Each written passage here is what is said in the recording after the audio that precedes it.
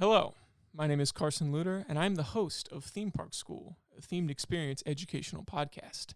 This is me jumping in real quick at the beginning, a little prelude to the first episode where we cover live entertainment, what immersive truly means, and much, much more. I wanted to start with the question, what is TPS? So when people ask me, hey Carson, what are you going to school for? And I say, I'm pursuing my Master's of Fine Arts in Themed Experience. There's kind of a lapse in the dialogue, a blank stare, and I have to qualify it and say, I'm going to school for theme park design. And immediately that's a more recognizable term than themed experience, which obviously is so much more than theme park design, but that's kind of the go-to in people's mind when they think about, this industry as a whole. Anyway, the podcast and the accompanying content that's going to come with it stem from my desire to solidify this industry as an educational pursuit. That way, when you say, I'm studying themed experience, people immediately know what you're talking about. It's akin to, going to film school. It used to be you would get a related degree, like a film degree, but now specialized programs exist, and there are much, much more to come. So these specialized programs are obviously pertaining to themed experience design, themed entertainment design, whatever you want to call it. I'm someone who prides myself on being tuned into everything industry-wide, so I'm going to go ahead and channel that knowledge into a one-stop source for themed experience educational resources. And let me qualify by saying education doesn't just mean getting an advanced degree. If you watch an educational video on YouTube, if you take a workshop, there's a bunch of workshops that are coming up from established industry people who are looking to do outreach if you participate in one of those programs. If you read a book, you're contributing to legitimizing themed experience as a formal form of educational study. There's been a lot of talk of a lack of diversity and inclusion in themed entertainment. And I believe part of that is having this information and its resources exist solely in a vacuum. My goal with this podcast and all the content that comes with it is making it more and more accessible. So I'm not going to LinkedIn with this stuff. I'm going to YouTube, and I'm going to Instagram, and centering the podcast and my resource recommendations and my book recommendations all on those social media platforms. That way, if you're someone who's in high school thinking about the future, or if you're someone who's making a career change, maybe you've had a job for 20 years and you're looking to jump into themed entertainment later on in your career, it's a more accessible way to just Google, how do I start learning about this industry? And then you get hits from YouTube and Instagram and not, things with long acronyms, even though TPS is an acronym, obviously. You get quicker access to that information, and that's essentially the main goal. This isn't a fan podcast. I wanted to just come out with that at the beginning. Obviously, everyone who participates in this podcast and its content, myself included, are fans of the stuff we talk about. But mainly the goal of this podcast is bringing that information that we learn in the classrooms and those projects that we do and those discussions we have to a wider audience. So let's go ahead and jump into episode 1 with that, which we, as a group, the three of us who participated in the first episode, we named it Forging a Path. Because one thing that we'll hear a lot, I know I've certainly heard it 100 times, nobody's path to themed entertainment or themed experience is the same.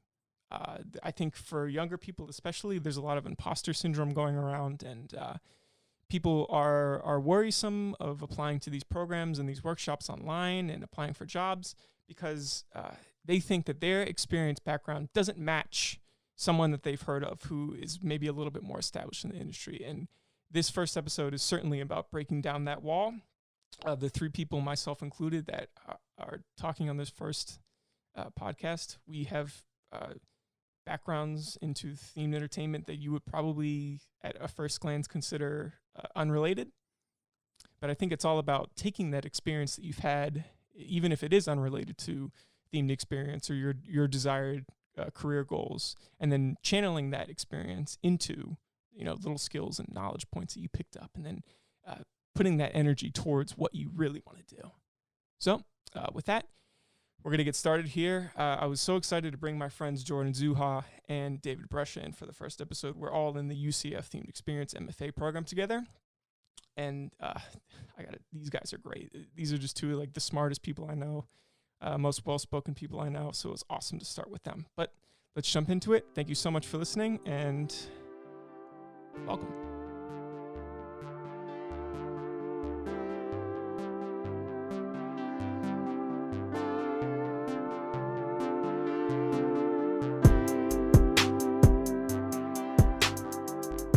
Hello and welcome to episode 1 of the podcast. My name is Carson Luter. I'm happy to be joined today for the inaugural episode of this podcast by two of my closest friends here in the UCF MFA Themed Experience program. I'm here today with David Brescia and Jordan Zauha. So let's get to know a little bit about my friends here. Jordan, why don't you tell us a little bit about yourself real quick? We're doing backwards alphabetical order today, not the norm for me. So I came into this program with my undergraduate degree in musical theater, which feels not very applicable, to be honest. However, I just absolutely love storytelling. And the school that I went to, Nebraska Wesleyan, happened to be super involved. So like many acting programs, you had to do tech, but we did so many shows. I ended up directing, stage managing, also designing. And afterwards went to New York, which I don't know if you know this, is very expensive. It is a very expensive place to live. So I was working the many jobs that you do to live and eat bread while also acting, and fell in love with a show called Sleep No More that you guys have heard about multiple times now, and was like, oh my gosh, I just love being in like a 360 story. Like everything is happening. People are running around. It's Macbeth, but it's not. And I was enchanted. And as I ran out of money in New York, I was like, I'm going to go to some place that I don't know anybody and move to Florida. And then as soon as I moved here, found out about this program. And I loved writing. So I had all this writing backlogged. So as I applied for the program, I kind of like shared some writing. Actually I made up a ride script that I've never told either of you guys about, actually. We need to debut that. Maybe. But I developed my own ride script and immersive show that I've told neither of you about until this very moment, because that's what you do for a podcast. You save all your secrets. And I get to sit here with you guys and learn even more. So that's what brought me here. I kind of skipped everything before 18, but, that's for later. Sure. These are the relevant parts. Yeah. And David? Hey, everybody. I had a bit of an unusual path to get here, which I've found is one of the themes in my life. I think everybody has their own path. That's a mantra that I repeat to myself. I went to, after graduating high school, I went to MIT in Boston for my undergrad. I thought I was going to be a geneticist. I loved biology. And then it took one freshman science lab in the basement with no windows where nobody next to you wanted to talk to you that I realized I don't love biology as much as I thought I did. And so that was a tumultuous journey through that school, but I graduated and it was great. But through that process, I found a program called Science Writing, which was about writing about science. Basically, I kind of combined my two passions of science and also communicating and being expressive. I'd always done theater my whole life and really enjoyed that as well. And so after graduating from MIT, I moved down to Orlando. I was born here. I had grown up visiting grandparents, visiting the theme parks, and I knew that the parks was somewhere that you could act and perform and get paid for it. So I came down here with the goal of performing there, was lucky to get hired after a few months, and had basically been doing that for about 8 years until I got to this program. About 4 years into it, I think, I think I reached kind of a point in my career where I felt like I hit the ceiling as far as performing in the parks. You kind of get to a point where once you've learned a few shows, you're getting full-time work. It's very fun. It's very gratifying. I have a million, stories and experiences that I would never give up. But career-wise, you definitely feel like I'm only going to be viewed as a performer, and I can keep doing this performer hustle and shuffle around the venues and, forever, but that's not the life that I want to have. That's not the career that I want to have. So in about 2015, I left Orlando. I moved to LA for a year. I ended up working as a studio guide at one of the studios for like a week. And then I got hired to do post-production on a reality show, which was a whole new world for me. I'd never really done anything like that. But it was an incredible experience. I didn't love LA. We probably have a similar experience with New York and LA. It's very expensive, very big city. I hear it's way more lovely to like enjoy the weather and the beach though. I mean, yeah. But everything else is just sad. I was indoors 97% of the time in New York City with no AC, just escaping. I guess I was. I mean, you could go out and do that. I think the thing I found with LA was like, LA is a really great city if you can afford it. Yeah. Which I think 90% of people who live in LA cannot afford to actually enjoy LA. And I was even working on the TV show, like making what I thought was like a decent wage.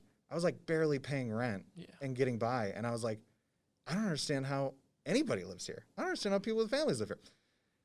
That's beside the point. Basically, that experience, it did what it needed to do. It shook the cobwebs loose in my head. The creative cobwebs, you know, that I'd felt stuck and I had felt, I don't know, I'm doing it right now. I felt like I wasn't progressing. I wasn't using my potential. I wasn't pursuing anything that I really wanted to do.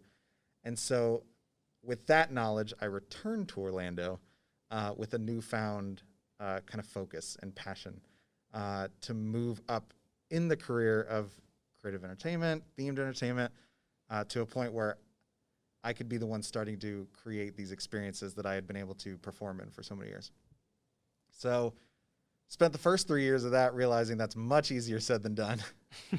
as I searched out opportunities and applied for jobs and, you know, maybe eked out an interview here and there. And then, you know, when you get an interview, you find out you're really not qualified. You know, kind of navigating these creative departments and these companies that they're not secretive, but they're a little more complicated than what it sounds. You don't just get to show up and make theme parks. It's a very... There are barriers to entry that a lot of people don't recognize. Right. Sure. And maybe those barriers sometimes are just specificity. It's just you don't realize, like, so much of this work is you know, construction project management. It's not... I spent 2 years applying for project coordinator jobs thinking a coordinator is like the ground level. Finally, I got a meeting with somebody in HR that was like, this is not the coordinator is like, you're handling like construction documents. Like, this is not your background. This is not what you want to do. And I was like, wow, I wish somebody could have told me that like 2 years ago when I was applying to all these jobs. So this program came about at kind of the perfect time for me after a couple years of that. And you know, I realized that I probably need to go back to school. I probably need to learn a skill that I don't have, whether that's something with a computer, something with graphic design, maybe something more visual, that component that I'm missing. And then this program was announced that, well, promises to kind of cover all those things. Like, we are one of the first and maybe only like specific themed experience MFA programs. Mm-hmm. Yeah. So Going back to the expectation too, for a good like 20 some years of my life, I literally thought you had to be good enough to draw and then you can make theme parks. Like, I thought that was the only quality you had to have, was like, wow, you're really, really good at drawing that building. Come work for us. right. Yeah. Going back to the performing thing, I think, because I've experienced a similar burnout, I think there's only so long of a time that you can kind of slough off reality, you know? Because especially, like, working in a theme park kind of creates an air of, you know, this isn't the true reality, because that's what a theme park is supposed to do. It's supposed to project you into someplace else. But I think performing in a theme park is kind of the final stop of that, where literally you are living solely in a creative world. And then if you spend 8 hours a day doing that for so many years, it's like, I can't take it anymore, you know? Mm-hmm. Um, I think that takes a couple different forms. I think one of the forms is like, you're right, you're in this little bubble and you don't have to grow up because you get to play pretend for so long. Right. I think the other aspect of that, on a more like practical sense, is this industry is, there's no guarantees. Like, and that's true for acting in general, but even more so at the parks, maybe you kind of get lulled into a sense of security because this is like one of the only places where you can act full-time with benefits, and you think, well, I'm set, I made it. But any show can be closed at any moment. Your contract can be ended, 2 weeks later. and I've seen too many times, and I've been on the side of it as well, where your show closes and your job is gone and you're not guaranteed another position. And there are people who have worked here 30 plus years and they have a family and they have a home and they have kids to support and all this stuff. And when their show goes away, all of that security goes away. Sure.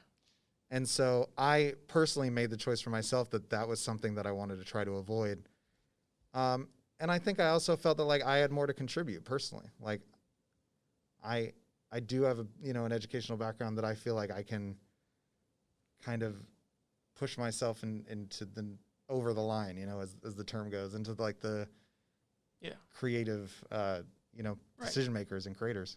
Regarding the picture that you're painting too of performing, it's funny because even within the performing world, theme parks are considered like the reliable job. Right. Like you think about Broadway where it's like, you can close like a month after your show opens, but like, or even regional theater where you're like, those are solid gigs, or maybe you have a good relationship with the theater, but people are like, oh man, if I had a good paying job at a theme park, like I'm set for life. And yet you still you don't know if your show is going to stay around, or if your part of the cast is going to get cut, because sometimes casting just like, slims up a little bit. Mm-hmm. So I think that like what you hit too about the nature of performing, like it is incredibly fulfilling.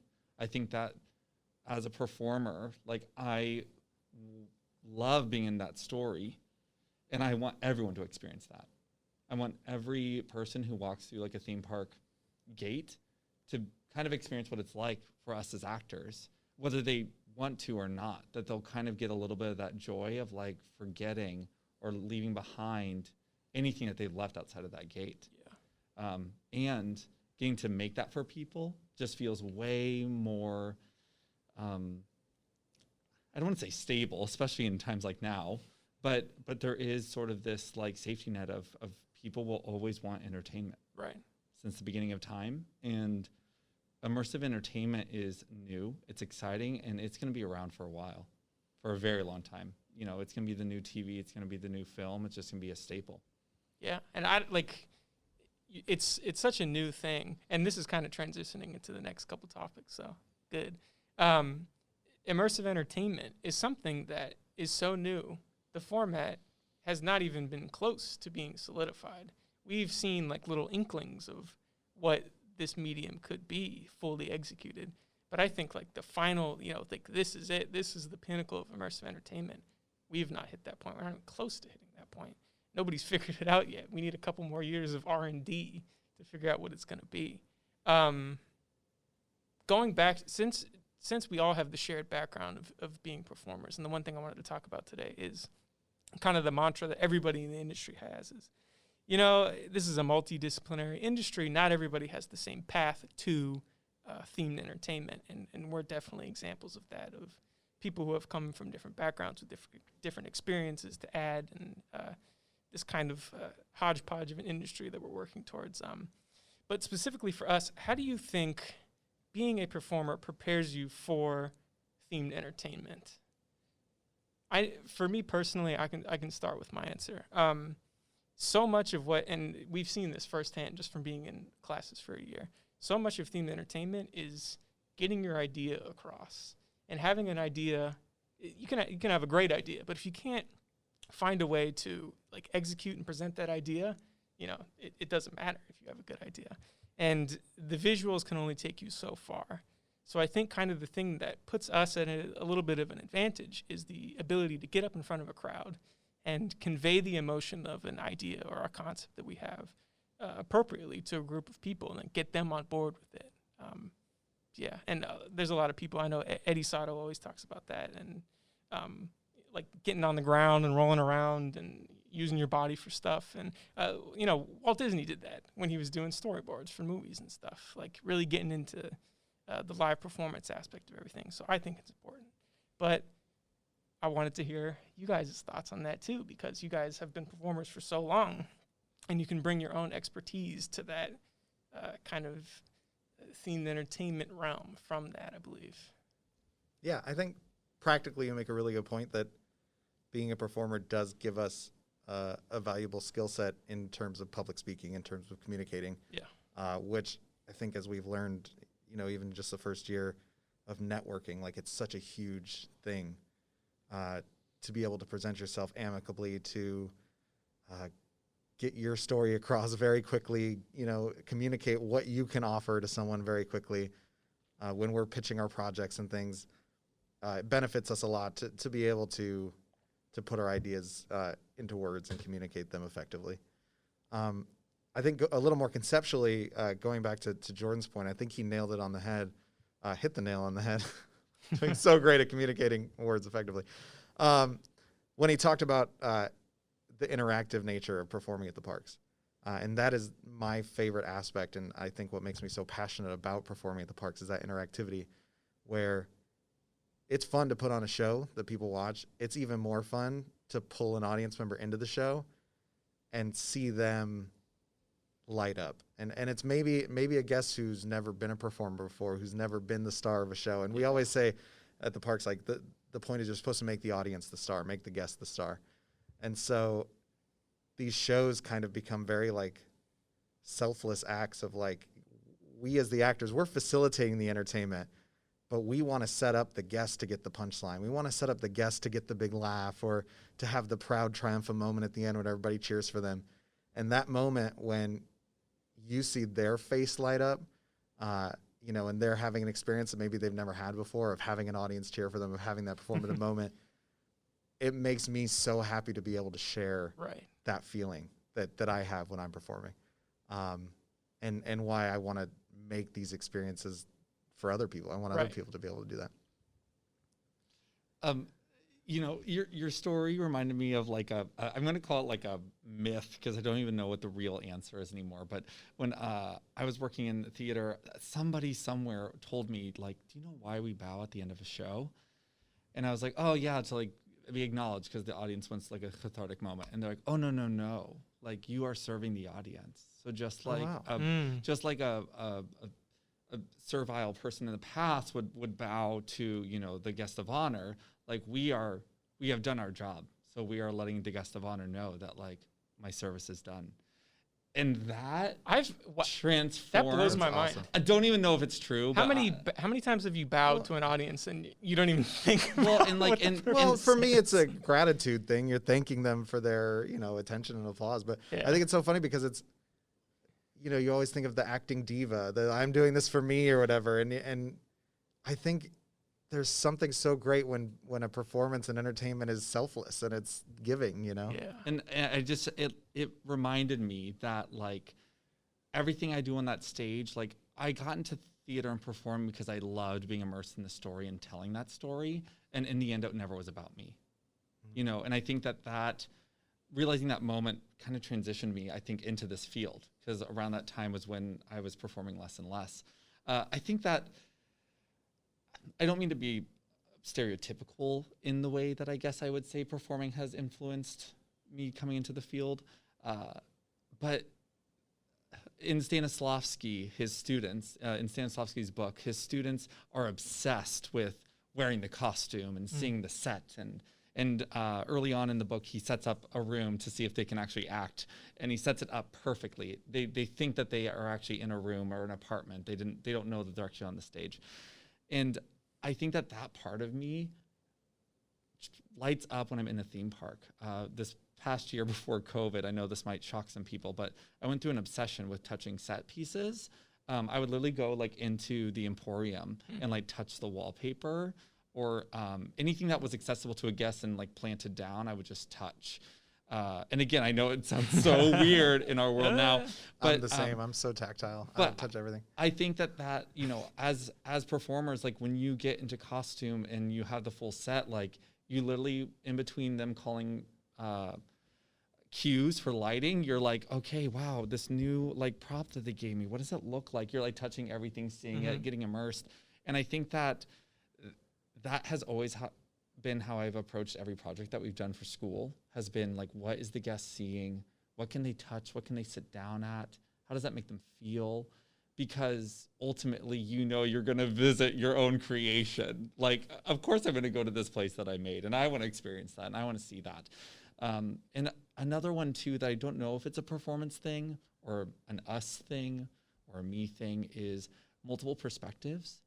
I think so many people that I work with don't think about an elderly person and their mobility issues. They might want a path a certain way and don't realize that would probably maybe trip somebody up who has mobility issues. Or we have a classmate who's amazing regarding accessibility for disabled people in ways that I never would have thought of. But I think as a performer, you do learn to see different perspectives. And what makes you happy doesn't make everyone happy. So you are looking at everything through the eyes of all those characters that you played in the past and the people that you know and love in your life and that people that you've never met, the people you read about online. I think we try to look through their perspective as well. Yeah. And to add on to that, one of the biggest things as performers is being on that ground level with the guests as they experience the experience. And this doesn't just go for performers. This could be anybody that works at the parks. And that's why I think so many people recommend to people who are interested in getting into this industry to work at the parks, whether that's retail, whether that's ride operations, whatever. Because when you're there every day, ground level with the guests, you are seeing them experience everything in a way that maybe during concept development hadn't been thought of. And I know personally, like, when I'm thinking about projects, I'm served by my own experience knowing, well, that one thing that I worked on, it was a really cool idea, but the guests never really got excited about this part. And this part never really worked the way I think it was intended to. And the guests really seem to cling on to this. And they really love when we do this and this aspect. And so if I were to ever do a project, this is what I would focus on. Or, this is what I think the guests this is how they would interact with this experience. Or this is what they would get excited about. That maybe is missed for someone who is just thinking in a perfect world, this is how my thing would be experienced. And they never actually see what it's like, out in the real world. Great answers. So we've just finished up. It's a Thursday night here at UCF. We've just finished up our first week of classes here. You guys want to give me what classes are you taking this semester? Tonight we're actually here. We're here on campus, socially distanced. We're all wearing masks. Our microphones are wearing masks too. Second year, first week. This is the first time I think that we're all kind of taking different classes. We've all kind of been on the same schedule the first year, but this is the first semester where we've all branched off. So I'd like to hear kind of just from that first week, a little recap of y'all's classes real quick and what you're excited to be working on this semester. Yeah, so our program since we started has been very much on the same track. Like, we have people who are visual artists, we have people who have done game design, we have us as writers and performers, we've had people who are show producers. So like, we've come from all different backgrounds and we've been on the same track of learning, architecture and sketching our projects, even if you've never sketched before. A lot of visual design. Very visual focused. And for the three Wright brothers, it's a little tough. It is tough. And that's Wright spelled WRITE. So it's a cool nickname. I love it. We have for ourselves. Favorite. And so, at first when I started, I was like up for the challenge. I was like, somebody will totally love my messy drawings. And I think that by the end of the year, when you're looking over your portfolio and trying to really take it seriously, I felt a little, I don't know. I don't want to say disappointed, but I felt frustrated with myself. Yeah. But I think that was what I needed. Like, I haven't felt frustrated in myself since like my acting teacher told me that my monologue was terrible. Absolutely. So it was a good frustration, and I'm actually still continuing visuals, both on my own and in my coursework, which this will lead into my classes. So I'm taking 3D design technically again. We all took a course on Maya.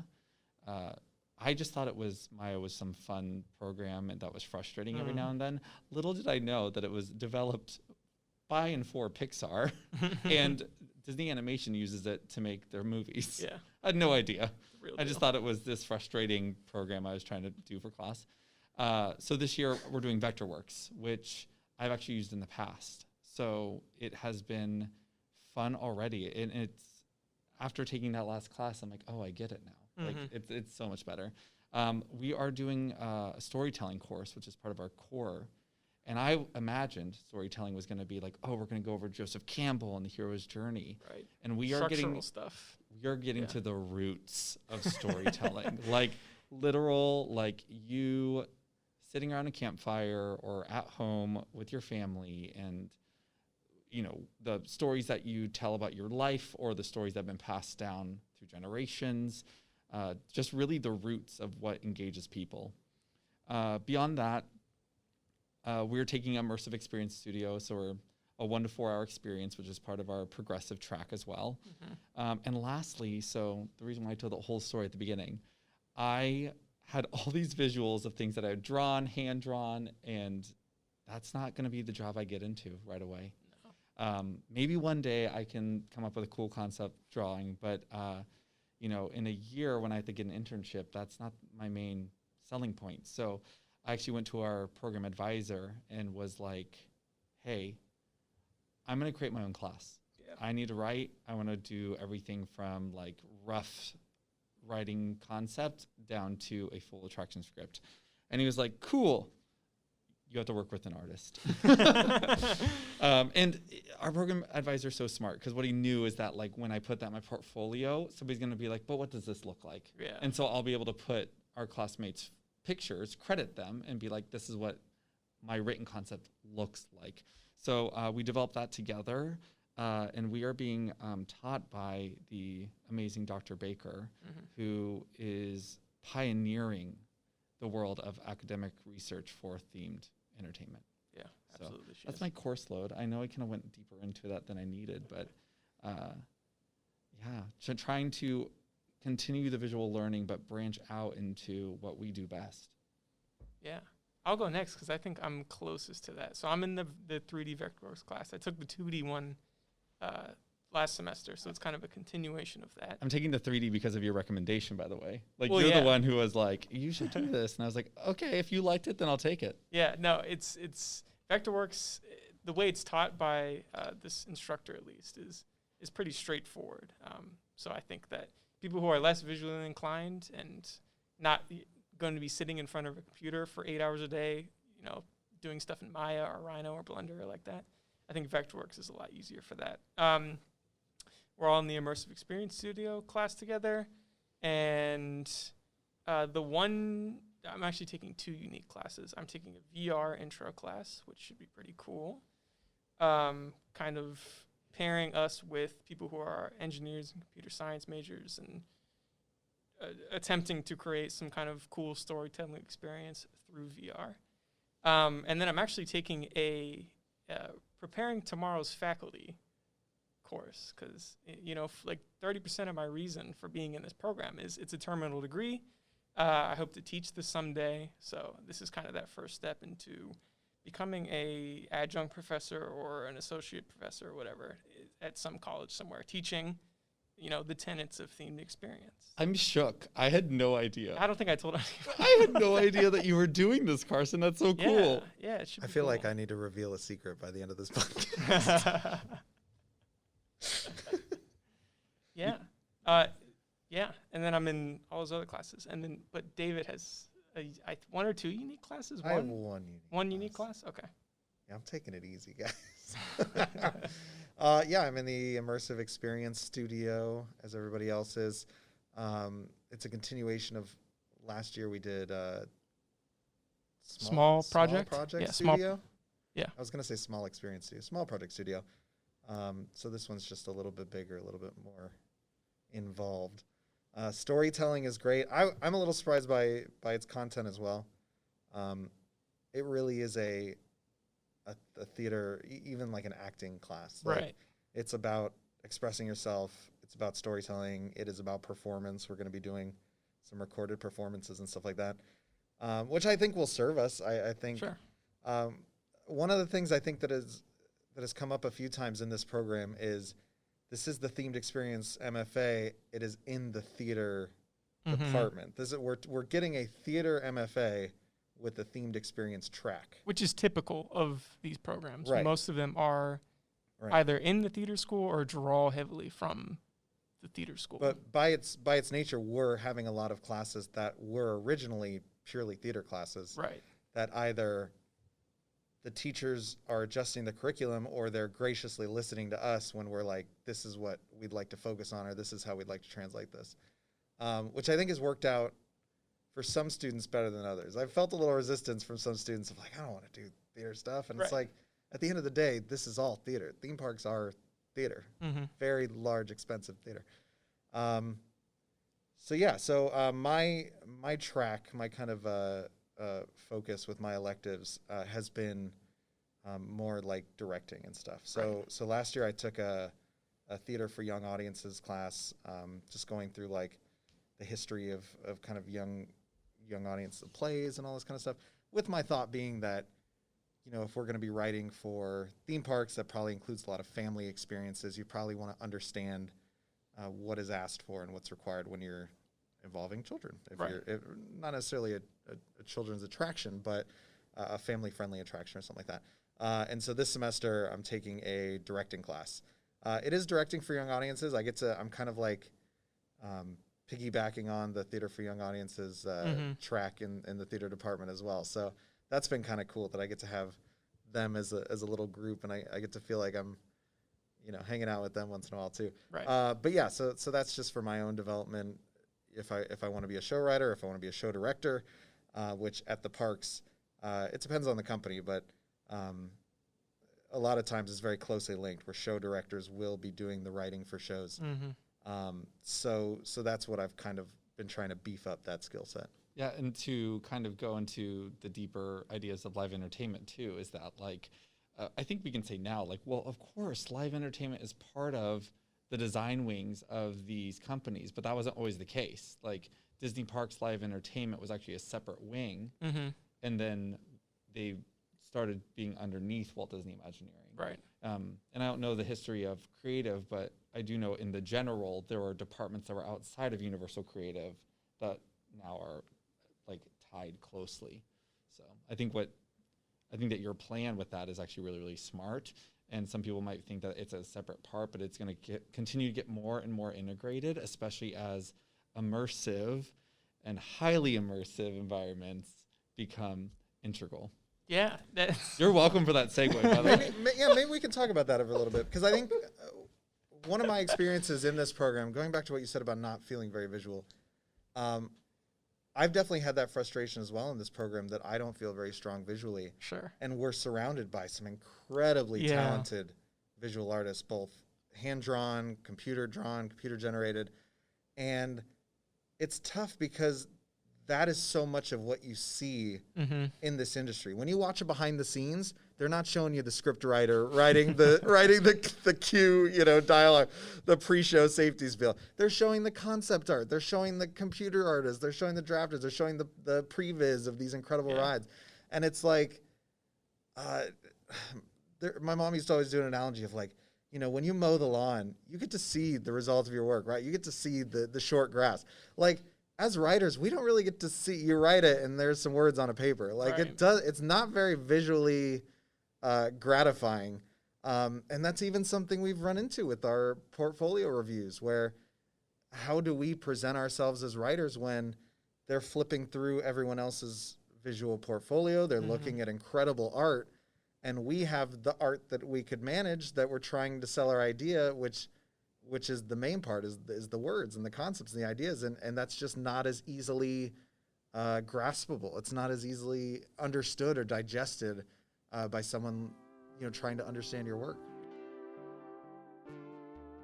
Thank you so much for listening to Theme Park School, a themed experience educational podcast. Have a question about the podcast or themed experience in general?